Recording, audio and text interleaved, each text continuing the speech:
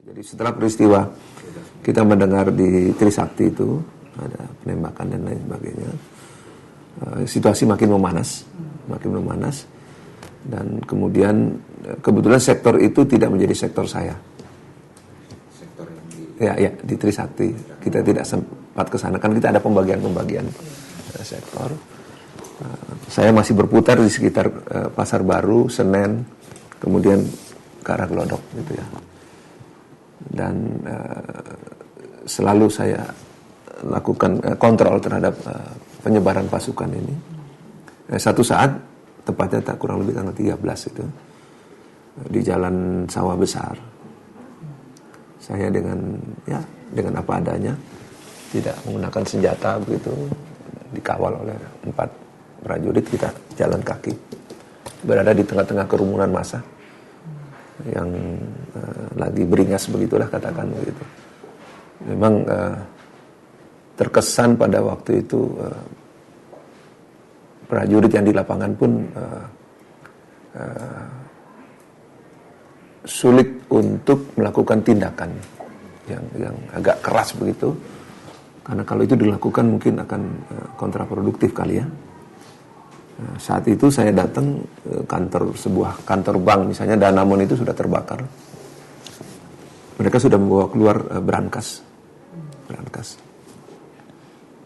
Nah, pada waktu itu saya langsung menyuruh mereka mundur, saya naik di brankas dan kemudian saya katakan pada mereka, ini bukan punya bank tapi punya saudara-saudara kita juga. Tidak boleh diambil. Mereka memaksa dan ya karena dalam keadaan seperti itu saya mengambil jalan. Oke, kalau kalian mau ambil uang saya saja. Saya buang uang di tengah jalan, berhamburan begitu, mereka sibuk mengutin uang saya. Saya ingat persis saya dikasih Panglima waktu itu uang 40 lembar, 50.000, 37 lembar itu saya buang ke jalan. Itu yang dilakukan, mereka sibuk itu. Kemudian kebetulan ada pasukan dekat situ, saya perintahkan untuk mengambil, diikat dengan rantai, yaitu kavaleri dari TNI AD, kemudian dibawa pergi. Nah, saya kira cerita ini ada sendiri di majalah Tempo, nggak salah, beberapa waktu yang lalu.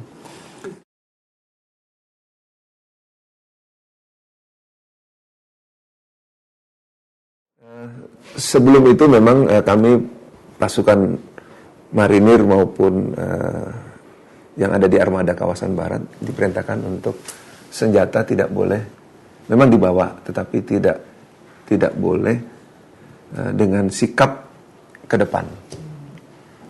Kami dilipat ke belakang dan kemudian kita dengan tangan bebas terbuka, kadang-kadang membawa tongkat sekedar untuk.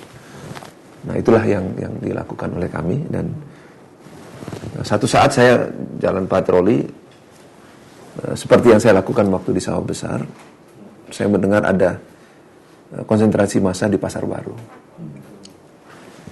Di belakang Pasar Baru, maju sedikit ke sana menuju ke perempatan tembusan Pancoran. Rupanya massa sudah bakar-bakar jarah situ. Karena saya berada lewat belakang mereka, tiba-tiba berada di kerumunan massa.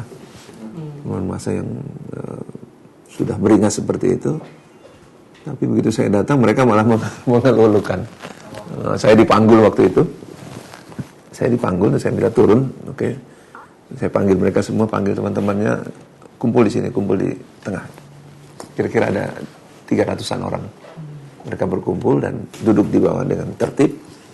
Saya katakan, Anda tidak perlu menjarah. Dan tidak boleh itu dilakukan.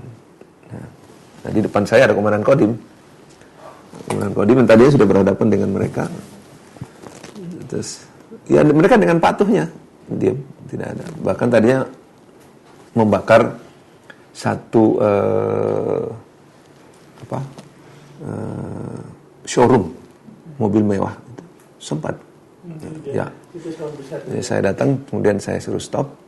Dengan cepat dievakuasi mobil-mobil mewah itu. Saya sempat ngobrol dengan Dandim. Waktu itu Letkol Widodo, dia tanya, Abang kok Dengan mudahnya kok bisa seperti itu, sebenarnya nggak tahu lah pokoknya. Mereka mau digitukan, mau manut, saya juga tidak menyangka gitu ya. Ya itulah keadaan di lapangan.